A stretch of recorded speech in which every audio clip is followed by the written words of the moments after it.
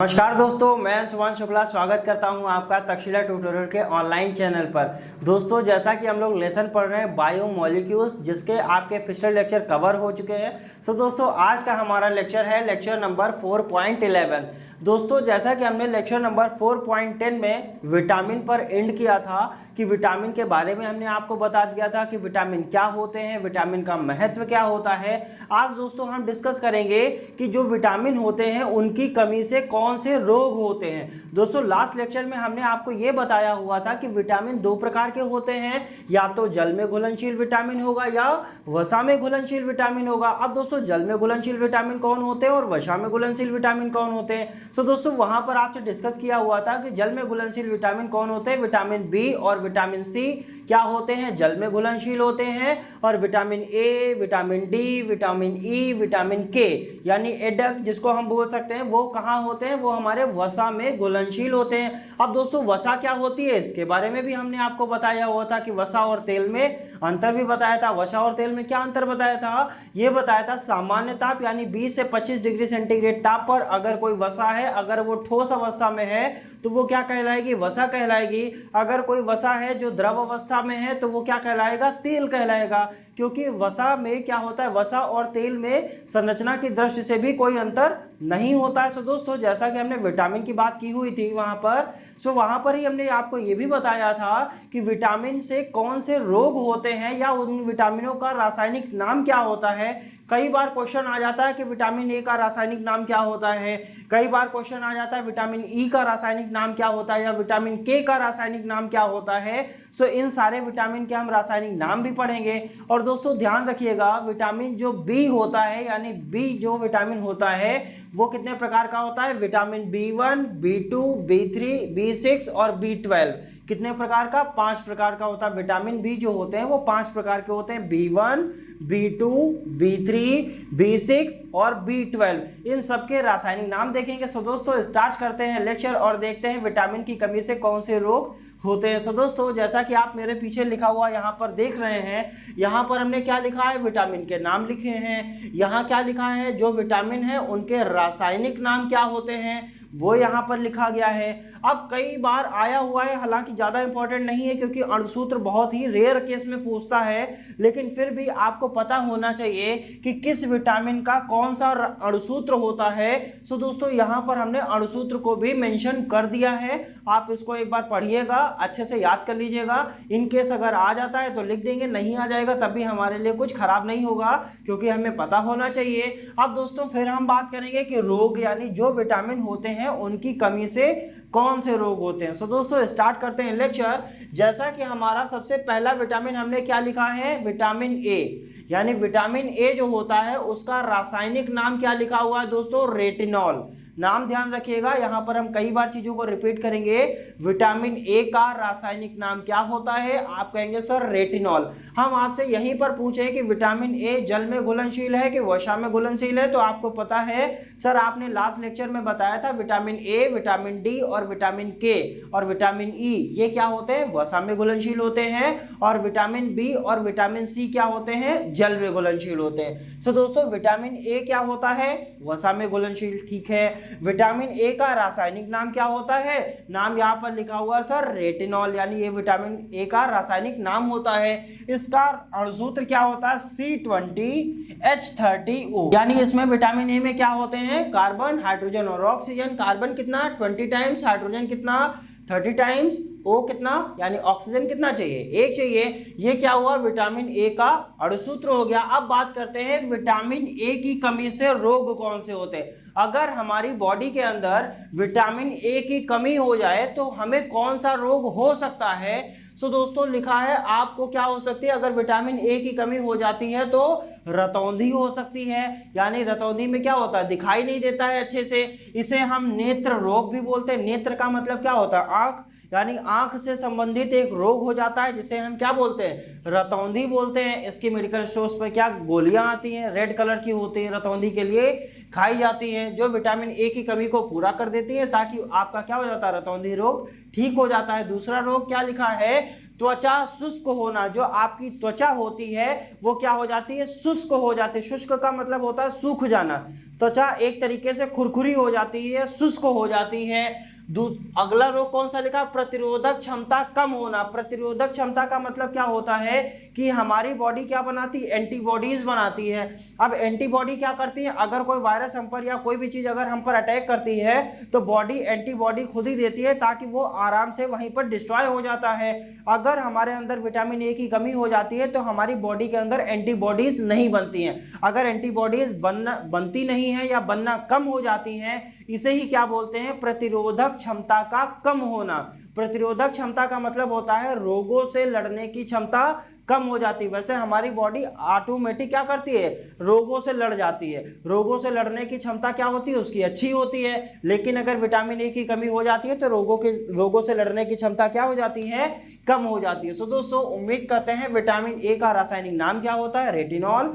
सूत्र क्या होता है, C20H30O होता है। इससे रोग कौन कौन से होते हैं सर, रतौंधी हो जाती है, त्वचा शुष्क हो जाती है, प्रतिरोधक क्षमता कम हो जाती है, यानी रोगों से लड़ने की क्षमता क्या हो जाती है, कम हो जाती है। अब दोस्तों बात करते हैं हम विटामिन B1। जैसा कि हमने बताया था विटामिन बी कितने प्रकार के होते हैं, 5 प्रकार के। B1 होता है, B2 होता है, B3 होता है, B6 होता है, B12 होता है। वही लिखा हुआ है B1, B2, B3, B6 और B12, यही तो लिखा गया है B1, B2, B3, B6 और B12। ये आपके विटामिन बी होते हैं। अब दोस्तों देखते हैं इनके बारी बारी से नाम क्या होंगे और इनसे रोग कौन से होते हैं। सो दोस्तों विटामिन जो B1 होता है उसका रासायनिक नाम क्या होता है, थायामीन। क्या होता है, थायामीन। ये रासायनिक नाम बेटा बहुत ही इंपॉर्टेंट है, बिल्कुल आप अच्छे से इन पर प्रैक्टिस करिएगा। जब तक आप प्रैक्टिस नहीं करेंगे तब तक प्रॉब्लम हो जाएगी। और दोस्तों जो भी चीज़ हम यहाँ पर डिस्कस कर रहे हैं वो सारी चीज़ें आपको हैंड रिटन नोट्स में मिल जाएंगी। और दोस्तों वो हैंड रिटन नोट्स आपको कहाँ मिलेंगे, जैसा सभी को पता रहता है डिस्क्रिप्शन बॉक्स में जाएंगे, नीचे लिंक दिया हुआ है, लिंक पर जाना है, क्लिक करना है, PDF को डाउनलोड करना है। अगर कोई प्रॉब्लम आ रही है तो हमारे कॉन्टैक्ट नंबर पर हमसे संपर्क भी कर सकते हैं। तो दोस्तों बढ़ते हैं आगे की तरफ। जैसा कि हमने विटामिन ए के बारे में पढ़ा, विटामिन B1 क्या होता है, इसका रासायनिक नाम थायामीन होता है। इसका अणुसूत्र क्या होता है, C12H18N4Cl2O और SO क्या होता है, ऑक्सीजन। S क्या होता है, सल्फर, यानी कार्बन है, हाइड्रोजन है, नाइट्रोजन है, क्लोरीन है, ऑक्सीजन है और सल्फर है। सो दोस्तों ये क्या है, हमारा विटामिन B1 का रासायनिक सूत्र। अब इसकी कमी से रोग कौन सा होता है, भूख ना लगना। यानी इसकी कमी से अगर विटामिन B1 की कमी हो जाती है तो भूख नहीं लगती है। भूख का मतलब क्या होता है, जैसे हम क्या करते हैं, खाना खाते हैं, क्यों खाते हैं, क्योंकि हमें भूख लगती है। अगर भूख नहीं लग रही है तो शायद हो सकता है, बिल्कुल वैलिड रीजन नहीं है कि विटामिन B1 ही कम होगा तभी भूख नहीं लगेगी, और भी कई सारे कारण हो सकते हैं। सो दोस्तों विटामिन B1 की कमी से क्या होता है, भूख ना लगना या बेरी नामक एक रोग हो जाता है। अब दोस्तों बढ़ते हैं विटामिन B2 की तरफ। विटामिन B2 का रासायनिक नाम क्या लिखा हुआ है, राइबोफ्लेविन। क्या नाम है, राइबोफ्लेविन। अब राइबोफ्लेविन की कमी से कौन सा रोग होता है उसको देखेंगे। पहले इसका हम क्या देख लेते हैं, रासायनिक नाम, अणुसूत्र देख लेते हैं। रासायनिक नाम तो हमने देख लिया, राइबोफ्लेविन होता है। क्या लिखा है, C17H20N4O6, यानी कार्बन, हाइड्रोजन, नाइट्रोजन और ऑक्सीजन होता है। अब दोस्तों इस पर होता क्या है, इसकी कमी से रोग होता है जीभ पर दाने निकलना, यानी जो आपकी जबान होती है उस पर क्या निकल आते हैं, दाने निकल आते हैं। किसकी कमी से, विटामिन B2 की कमी से। इसका रासायनिक नाम क्या बताया था, राइबोफ्लेविन। विटामिन B1 का रासायनिक नाम क्या था, थायामीन। विटामिन ए का रासायनिक नाम क्या था, रेटिनॉल था। तो दोस्तों इस तरीके से आप लोग क्या करेंगे, रासायनिक नाम जरूर याद करेंगे। रोग आप एक बार देख लीजिए, रोग कभी लिखने के लिए नहीं आते हैं कि इसकी कमी से क्या रोग हो जाएगा, वरना इन केस क्वेश्चन दे भी सकता है, कोई बड़ी बात नहीं है। सो दोस्तों रोग ध्यान रखेंगे, लेकिन ये दो चीजें बहुत ही इंपॉर्टेंट है। सो दोस्तों जीभ पर दाने निकलना, मुंह के किनारे फटना, यानी जो मुंह के किनारे होते हैं। अब सर क्वेश्चन आ गया, सर ये मुंह के किनारे कहाँ होते हैं, ये जो मुंह होता है आपका, ये जो किनारे होते हैं वो क्या हो जाते हैं, वो फट जाते हैं कई बार, ठीक है। इसकी किसकी कमी से फट जाते हैं, राइबोफ्लेविन। राइबोफ्लेविन का मतलब विटामिन B2। विटामिन B2 की कमी से क्या हो जाते हैं, मुंह के किनारे फट जाते हैं या भूख नहीं लगती है। सो दोस्तों बढ़ते हैं आगे की तरफ और देखते हैं विटामिन B3 क्या कहता है। विटामिन B3 का रासायनिक नाम क्या लिखा हुआ है, पेंटोथेनिक अम्ल। कैसा एसिड, पेंटोथेनिक अम्ल। अब पेंटोथेनिक अम्ल का ये अणुसूत्र क्या है, C9H17O5 and N, ठीक है, C9H17O5N, carbon, hydrogen, oxygen, nitrogen. इसकी कमी के लक्षण ज्ञात नहीं है, यानी इसकी कमी से कौन सा एग्जैक्ट रोग होता है ये अभी ज्ञात नहीं है। सो दोस्तों यहां पर क्या लिख दिया, इसकी कमी से अभी होने वाले लक्षण हमें ज्ञात नहीं है। नेक्स्ट क्या होता है, विटामिन B6, B3 तक देख लिया। विटामिन B6 का रासायनिक नाम क्या लिखा हुआ देख रहे हैं आप यहाँ पर, एडर्मिन। क्या नाम है रासायनिक नाम, एडर्मिन। इसका रासायनिक नाम एडर्मिन, अणुसूत्र C8H11O3N, C8H11O3N होता है। अब दोस्तों इसकी कमी से कौन सा रोग हो जाता है, एनीमिया। कैसा रोग हो जाता है, एनीमिया। नाम आपने सुना होगा, कौन सा रोग हो जाता है, एनीमिया रोग हो जाता है। किसकी कमी से होता है दोस्तों, विटामिन B6 की कमी से होने वाले रोग का नाम क्या होता है, अनीमिया।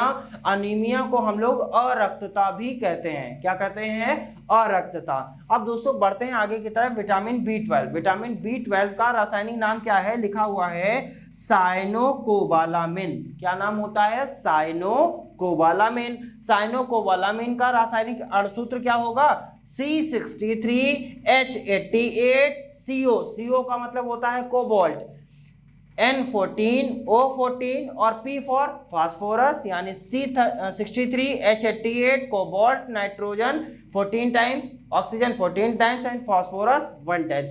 सो दोस्तों ये क्या है, यह आपका विटामिन B12 का अणुसूत्र है और इसका रासायनिक नाम क्या होता है, साइनोकोबालामिन होता है। अब दोस्तों इसकी कमी से कौन सा रोग होता है, प्रणासी अनीमिया या अरक्तता होना। इससे क्या होता है, प्रणासी अनीमिया हो जाती है, या अनीमिया को हम क्या कहते हैं, अरक्तता कहते हैं। सो दोस्तों उम्मीद करते हैं विटामिन ए और vitamin B1, vitamin B2, vitamin B3, vitamin B6 और विटामिन B12 आपको आसानी से समझ में आया होगा। दोस्तों ये चार्ट बना हुआ है, जैसा हम यहाँ पर आपको चार्ट बना के दिखा रहे हैं वैसा ही चार्ट आपको नोट्स में भी मिल जाएगा। सो दोस्तों वहां से क्या करना है, प्रैक्टिस जरूर करनी है, इन चीजों को ध्यान रखना है क्योंकि ये चीजें इंपॉर्टेंट होती हैं और कई बार आपको बहुविकल्पी में देखने को मिल सकती हैं। सो दोस्तों किसी भी चीज को स्किप नहीं करना है, जैसा कि हम कई बार आपसे बताते हैं यहाँ पर जितनी भी चीजों का डिस्कशन होता है वो सारी चीजें आपके लिए क्या होती हैं, इंपॉर्टेंट होती हैं और बहुत ज्यादा चीजें कवर नहीं करने की कोशिश करते हैं। एक लेक्चर में मोस्टली ज्यादा से ज्यादा 2 या 3 टॉपिक को कवर किया जाता है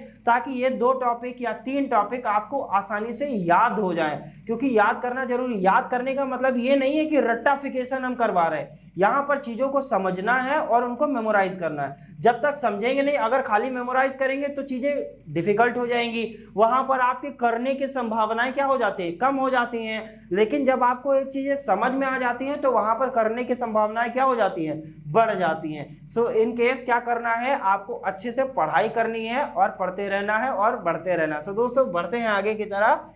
क्या लिखा हुआ है, विटामिन सी। जैसा कि हमने विटामिन ए के बारे में देख लिया, विटामिन बी के बारे में देख लिया, विटामिन बी में हमने कितने विटामिन बताए, 5, उनके बारे में देख लिया। अब बात करते हैं विटामिन सी। अब विटामिन सी किसमें घुलनशील है, जल में कि वसा में? आंसर क्या होगा सर, विटामिन सी जो होता है वो जल में घुलनशील होता है। चलिए अच्छी बात है। विटामिन सी का रासायनिक नाम क्या होता है, एस्कॉर्बिक अम्ल। कई बार क्वेश्चन आया हुआ है कि विटामिन सी का रासायनिक नाम क्या होता है, तो आंसर क्या होगा सर, इसका रासायनिक नाम होता है एस्कॉर्बिक अम्ल या एस्कॉर्बिक एसिड। इसका फॉर्मूला C6H8O6 क्या होता है, C6H8O6 यानी कार्बन, हाइड्रोजन एंड ऑक्सीजन। इसकी कमी से रोग क्या होता है, घावों को भरने में अधिक समय लगता है। अगर बॉडी पर कोई घाव हो जाता है तो उसको भरने में, यानी बॉडी क्या करती है, घाव को ऑटोमेटिक सही करने की कोशिश करती है।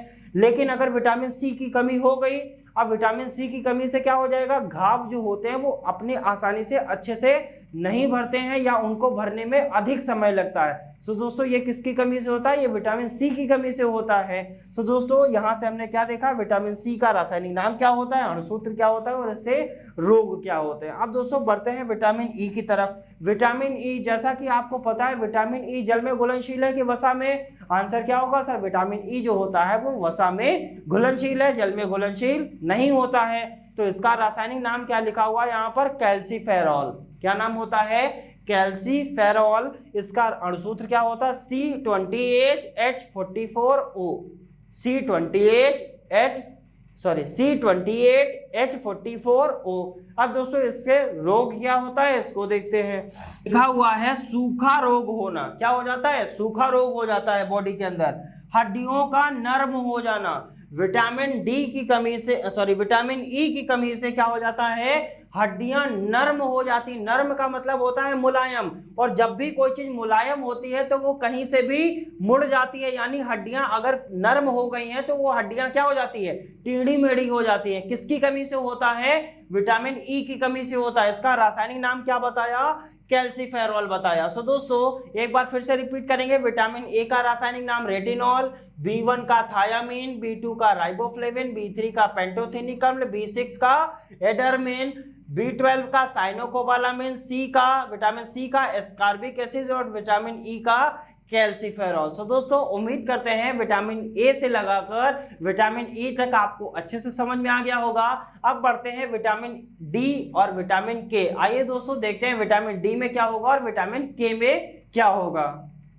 सो दोस्तों एक छोटी सी गलती के लिए आपसे क्षमा चाहेंगे, क्योंकि वहां पर जो हमने नीचे विटामिन ई लिखा हुआ था वो एक्चुअल में विटामिन ई नहीं बल्कि विटामिन डी था। वहां पर विटामिन का नाम गलत लिख गया था। सो दोस्तों उसको करेक्ट कर लेंगे। सो दोस्तों उसको इसीलिए हमने फिर से यहाँ पर लिख दिया है। सो वो विटामिन जो ई लिखा हुआ था वो विटामिन ई दूसरा है, और विटामिन डी वहां पर ई लिख दिया था, वहां पर यहाँ क्या होना चाहिए था? डी होना चाहिए था। सो दोस्तों इसको फिर से रिपीट कर लेंगे। सो इसके लिए हम क्षमा चाहेंगे आपसे। यहाँ पर लिखा हुआ है विटामिन ई। विटामिन ई जो होता है उसका रासायनिक नाम क्या होता है? टेकोफेरॉल होता है। टेकाफेरॉल क्या होता है? टेकाफेरॉल। और वहां पर हमने क्या रासायनिक नाम लिखा था? वहां पर रासायनिक नाम लिख दिया था कैल्सीफेरॉल, यही लिखा हुआ था। जबकि ये कैल्सीफेरॉल जो होता है वो किसके लिए होता है? विटामिन डी के लिए होता है। सो दोस्तों विटामिन डी का रासायनिक नाम क्या होता है? कैल्सीफेरॉल, और उसका सूत्र क्या होता है? C28H44O। C28H44O। हमने कर क्या दिया था?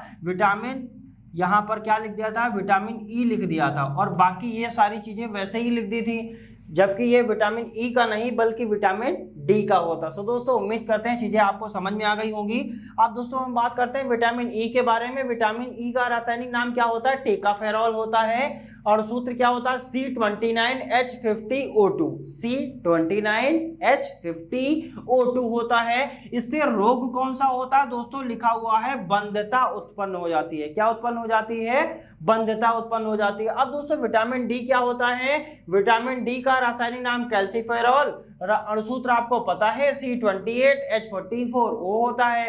रोग क्या होता है? सूखा रोग होता है, और हड्डियां क्या हो जाती हैं? नर्म हो जाती है। यानी हड्डियां नर्म हो जाती तो हड्डियां टेढ़ी मेढ़ी हो जाती हैं। टेढ़ी मेढ़ी का मतलब क्या होता है? कोई भी नर्म चीज किधर से भी मुड़ सकती है। सो दोस्तों हमारी हड्डियां क्या हो जाती हैं? नर्म हो जाती है। अब दोस्तों बढ़ते हैं आगे की तरफ। विटामिन के बात करते हैं। विटामिन के लिए विटामिन के भी क्या होता है? जल में घुलनशील है कि वसा में? तो आंसर क्या होगा सर? विटामिन के भी जो होता है वो वसा में घुलनशील होता है। चलिए इसका रासायनिक नाम क्या होता है? फाइलोक्विनोन। क्या होता है? फाइलोक्विनोन होता है। C31H46O2।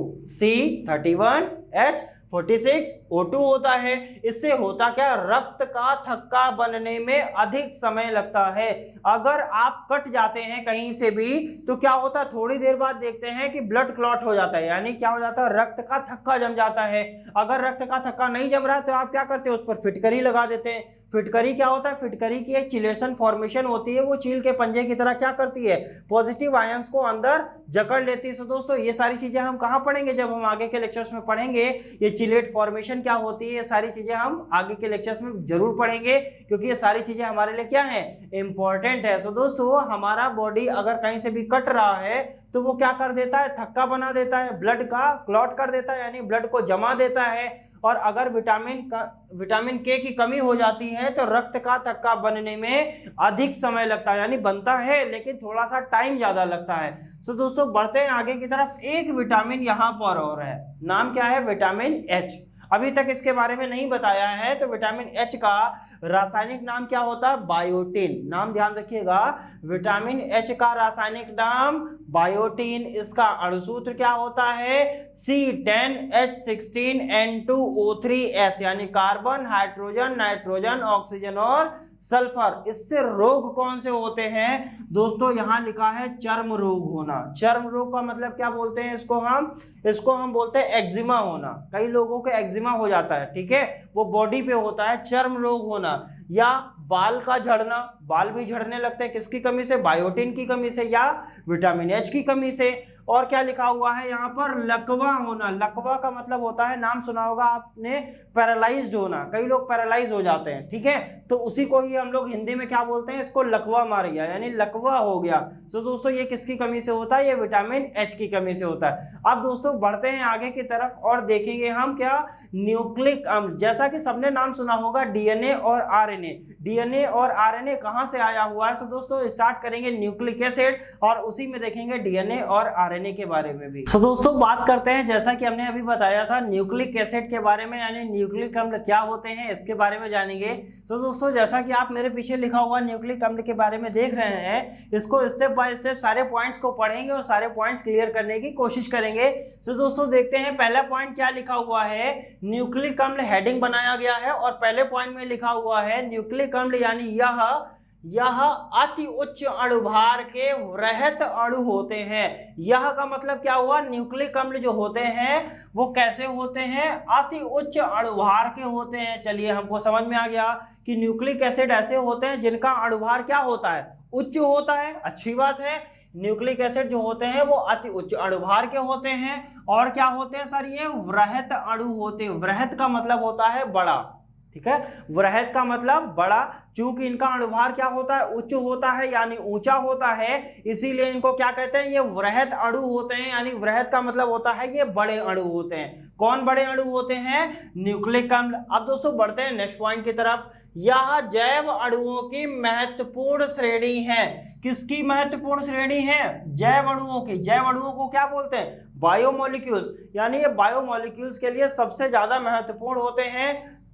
यही मेन श्रृंखला है, यानी मेन श्रेणी है किसकी, बायोमोलिक्यूल्स की, यानी जैव अणुओं की महत्वपूर्ण श्रेणी कौन होता है, न्यूक्लिक अम्ल होता है। बढ़ते हैं नेक्स्ट पॉइंट की तरफ। यह प्रत्येक जीवित कोशिकाओं में पाए जाते हैं। यानी अगर पूछा जाए न्यूक्लिक अम्ल कहाँ पाए जाते हैं तो आप क्या बताएंगे, सर ये जितनी भी जीवित कोशिकाएं होती हैं, कोशिका का मतलब क्या होता है, शेल होता है, और जितनी भी जीवित कोशिकाएं होती है उनमें सब में न्यूक्लिक अम्ल पाए जाते हैं। ध्यान रखिएगा, जितनी भी जीवित कोशिकाएं हैं उनमें सब में क्या पाया जाता है, न्यूक्लिक अम्ल पाया जाता है, यानी न्यूक्लिक एसिड पाया जाता है। अब दोस्तों बढ़ते हैं आगे की तरफ। यह जीवों की कोशिकाओं के नाभिक में उपस्थित होते हैं। सिंपल सी बात है, पहले क्या बताया गया, पहले यह बताया गया कि न्यूक्लिक अम्ल जो होते हैं वो जीवित कोशिकाओं में पाए जाते हैं। अब क्या बताया गया कि सर जीवित कोशिका तो बड़ी होती है लेकिन उसमें भी कहां पाए जाएंगे, तो क्या बताया गया, सर ये नाभिक में पाए जाते हैं। किसके नाभिक में पाए जाते हैं, कोशिकाओं के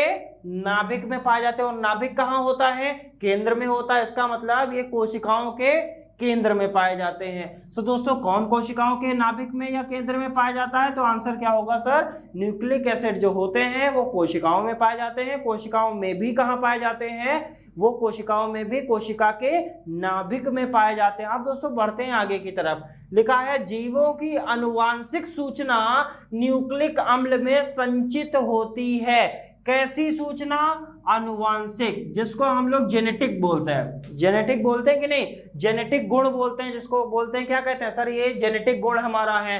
सो दोस्तों जो अनुवांशिक जो जेनेटिक होता है वो कहाँ से आता है, वो कहाँ संचित होता है, वो लिखा हुआ है जीवों की जो अनुवांशिक सूचना होती है वो कहाँ संचित होती है, न्यूक्लिक अम्ल में संचित होती है। तभी तो कहते हैं सर जेनेटिक जो प्रॉपर्टीज या जेनेटिक जो गुण होते हैं वो कोशिकाओं में होते हैं। कोशिकाओं में क्यों होते हैं, क्योंकि कोशिका के केंद्रक में ही क्या पाया जाता है, न्यूक्लिक अम्ल पाया जाता है। और न्यूक्लिक अम्ल में ही क्या होते हैं, अनुवांशिक सूचनाएं क्या होती हैं वहां पर संचित होती हैं। यानी जितनी भी अनुवांशिक सूचनाएं होती है वो न्यूक्लिक अम्ल में संचित होती हैं। या क्या कह सकते हैं, जितनी भी अनुवांशिक सूचनाएं हैं वो कोशिका के केंद्र में संचित होती हैं। या क्या कह सकते हैं, जितनी भी अनुवांशिक सूचनाएं हैं वो कोशिका के नाभिक में उपस्थित होती हैं। सो दोस्तों किसी भी तरीके से आप चीजों को एक्सप्लेन कर सकते हैं। अब दोस्तों बात करते हैं आगे की तरफ। न्यूक्लिक अम्ल कितने प्रकार के होते हैं, सर बताया गया 2 प्रकार के। अभी तक तो नहीं समझ में आ रहा होगा कि न्यूक्लिक अम्ल होता क्या है। अब दोस्तों न्यूक्लिक अम्ल क्या लिखा गया है, न्यूक्लिक अम्ल कितने प्रकार के होते हैं, 2 प्रकार के। कौन कौन से, पहला न्यूक्लिक अम्ल होता है डीएनए।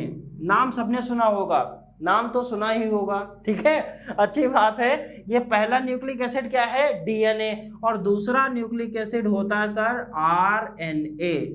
क्या होता है, आरएनए। अब इनकी फुल फॉर्म क्या होती है, इसको क्या बोलते हैं, डीऑक्सी राइबो न्यूक्लिक अम्ल। क्या होता है सर, डीएनए, यानी पहला न्यूक्लिक अम्ल क्या होता है, डीएनए होता है।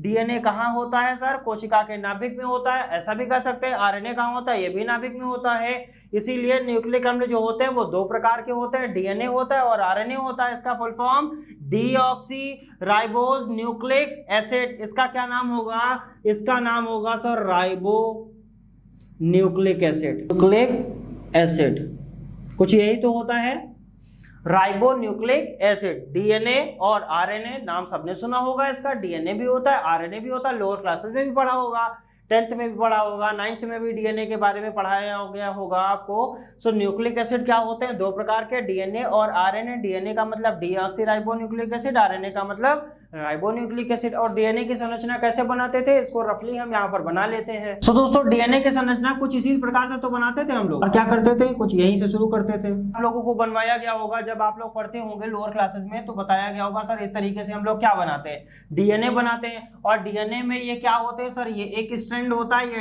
दूसरा स्ट्रैंड होता है, यानी डीएनए क्या होते हैं, डबल स्ट्रैंड होते हैं। यानी डबल का क्या बोल सकते हैं, डीएनए में कितने स्ट्रैंड होते हैं, द्विक स्ट्रैंड होते हैं। कितने स्ट्रैंड होते हैं, द्विक। द्विक का मतलब दो, या आप क्या बोल सकते हैं, डुअल स्ट्रैंड बोल सकते हैं। डुअल का मतलब क्या होता है, इसके दो स्ट्रैंड होते हैं। किसके दो स्ट्रैंड होते हैं, ये क्या है, डीएनए बना हुआ है। अब दोस्तों इसी को देखेंगे आगे की तरफ, लिखा हुआ है न्यूक्लिक अम्लों का विकृतीकरण। जैसा कि हमने क्या पढ़ा था कि प्रोटीन का विकृतीकरण पढ़ा था, इसी प्रकार हमको किसका विकृतीकरण पढ़ना है, न्यूक्लिक अम्लों का विकृतीकरण। देखते हैं क्या होता है, लिखा हुआ है प्रोटीन के समान इनका भी विकृतीकरण होता है। इसका मतलब जैसे प्रोटीन का विकृतीकरण होता था, ऐसे ही हमारा न्यूक्लिक अम्लों का विकृतीकरण भी होता है। और दोस्तों प्रोटीन का विकृतीकरण हमने आपको अच्छे से पढ़ाया हुआ था, और आप क्या कर सकते हैं, पिछले लेक्चर्स को उठाकर वहां पर प्रोटीन का विकृतीकरण आप आसानी से पढ़ सकते हैं। अब दोस्तों इनका भी अगर विकृतीकरण होगा तो विकृतीकरण से होगा क्या, इसको भी देखना पड़ेगा। तो लिखा हुआ है इस विकृतीकरण के परिणाम स्वरूप, इस विकृति के परिणाम स्वरूप क्या होता है, डीएनए के जो द्विक स्ट्रैंड होते हैं, द्विक स्ट्रैंड को ही हमने क्या बोला था, DOUBLE double STRAND, double strand. इनके जो द्विक स्ट्रैंड होते हैं वो एकल स्ट्रैंड में परिवर्तित हो जाते हैं। एकल का मतलब हम इसको क्या लिख सकते हैं सर, सिंगल स्ट्रैंड। किसमें परिवर्तित हो जाते हैं, सिंगल स्ट्रैंड। ये जो द्विक स्ट्रैंड है वो द्विक स्ट्रैंड नहीं रहते हैं, बल्कि सिंगल स्ट्रैंड में परिवर्तित हो जाते हैं। ये कब होता है, जब न्यूक्लिक अम्ल का क्या होता है, विकृतीकरण होता है। और विकृतीकरण किसके समान होता है, प्रोटीन के समान न्यूक्लिक अम्ल का भी विकृतीकरण होता है। सो दोस्तों इसमें हुआ क्या, जब ये विकृतीकरण हुआ तो जो डीएनए का जो द्विक स्ट्रैंड होता है वो सिंगल स्ट्रैंड में परिवर्तित हो जाता है। सो दोस्तों उम्मीद करते हैं कि ये सारे पॉइंट आपको आसानी से समझ में आ गए होंगे। अब बढ़ते हैं आगे की तरफ और देखते हैं हमारा अगला पॉइंट। सो दोस्तों बात करते हैं हमारे अगला पॉइंट क्या लिखा हुआ है। अगला पॉइंट लिखा गया है न्यूक्लिक अम्लों के जैविक कार्य, यानी जो न्यूक्लिक अम्लों के जो जैविक कार्य होते हैं वो क्या होते हैं। इनमें भी हमने आपको कुछ पॉइंट्स दिए हुए हैं, इन पॉइंट को हम देखेंगे और समझने की कोशिश करेंगे। सो दोस्तों पहला पॉइंट लिखा हुआ है जीवधारियों की आनुवांशिक सूचनाएं डीएनए अणुओं में संचित होती है। ये तो हमने आपको बताया था, जितनी भी जेनेटिक चीजें होती हैं वो डीएनए में संचित होती हैं, ये तो सबको पता है। और जेनेटिक को क्या बोलते हैं, आनुवांशिक सूचना बोलते हैं। अब आनुवांशिक सूचना कहाँ संचित है दोस्तों, पता है डीएनए में क्या होती है, संचित होती है। यही तो बताया गया हमको कि जितनी भी आनुवांशिक सूचनाएं होती हैं वो डीएनए में संचित होती हैं। बढ़ते हैं आगे की तरफ। अगला पॉइंट लिखा हुआ है जीवधारियों में आनुवांशिक लक्षणों के संचरण के लिए, ध्यान दीजिएगा कि डीएनए में जो आनुवांशिक लक्षणों का क्या होता है, संचरण होता है, इसके लिए कौन उत्तरदायी होता है, तो लिखा गया है न्यूक्लिक अम्ल जो होता है वो उत्तरदायी होता है। अब डीएनए का क्या हुआ, यहाँ पर आनुवांशिक लक्षणों का संचरण, संचरण का मतलब होता है ट्रांसफर होना। जो जेनेटिक चीजें हैं वो एक पीढ़ी से दूसरी पीढ़ी में ट्रांसफर होती हैं, उसके लिए उत्तरदायी कौन होता है? पहली बात तो उसके लिए उत्तरदायी होता है आपका न्यूक्लिक एसिड। और न्यूक्लिक एसिड में क्या होते हैं? डीएनए होते हैं। न्यूक्लिक एसिड क्या होते हैं? डीएनए होते हैं। और डीएनए में ही क्या होते हैं? जेनेटिक होता है, यानी आनुवंशिक सूचनाएं संचित होती हैं। इसका मतलब क्या हुआ कि एक पीढ़ी से दूसरी पीढ़ी में जो आनुवंशिक सूचनाएं पहुंच रही हैं, इसके लिए उत्तरदायी कौन है? तो आपका आंसर क्या होगा सर? इसके लिए उत्तरदायी आपका होता है न्यूक्लिक अम्ल। कौन उत्तरदायी होता है? न्यूक्लिक अम्ल। और ट्रांसफर का मतलब एक पीढ़ी से दूसरी पीढ़ी में पहुंचने को ही हम क्या कहते हैं? संचरण। क्या कहते हैं? संचरण। यही हमारा होता है न्यूक्लिक अम्ल का या आनुवंशिक लक्षणों का संचरण। अब दोस्तों बात करते हैं तीसरा पॉइंट। डीएनए अणु प्रोटीन संश्लेषण के लिए किसका कार्य करता है? निदेशक का कार्य करता है। डीएनए का जो अणु होता है वो क्या करता है? प्रोटीन संश्लेषण करता है। प्रोटीन संश्लेषण में किसका कार्य करता है? निदेशक का कार्य करता है। नेक्स्ट पॉइंट कह रहा है नए प्रोटीन अणुओं के संश्लेषण के लिए, यानी जब नए प्रोटीन के अणु जब संश्लेषित होते हैं तो उनमें होता क्या है? संश्लेषण के लिए आवश्यक जो आनुवंशिक सूचनाएं होती हैं वो कहाँ होती हैं? डीएनए अणुओं में होती हैं। यानी जब प्रोटीन के नए अणुओं का संश्लेषण होता है तो आनुवंशिक सूचनाएं कहाँ संचित होती हैं? तो आपको पता है सर आनुवंशिक सूचनाएं कहाँ संचित होती हैं? डीएनए में। और ध्यान दीजिएगा दोस्तों, डीएनए कभी भी परिवर्तित नहीं होता है, वो साल दर साल पीढ़ी दर पीढ़ी एक समान चलता रहता है, वो कभी भी परिवर्तित नहीं होता। आप किसी भी प्रक्रिया से आप गुजरिए, आप अपने जेनेटिक चीजों को चेंज नहीं कर सकते, इसीलिए डीएनए कभी भी परिवर्तित नहीं होता। सो दोस्तों उम्मीद करते हैं आज का लेक्चर अच्छे से समझ में आया होगा। मिलेंगे नेक्स्ट लेक्चर में कुछ और नए टॉपिक के साथ, तब तक के लिए धन्यवाद।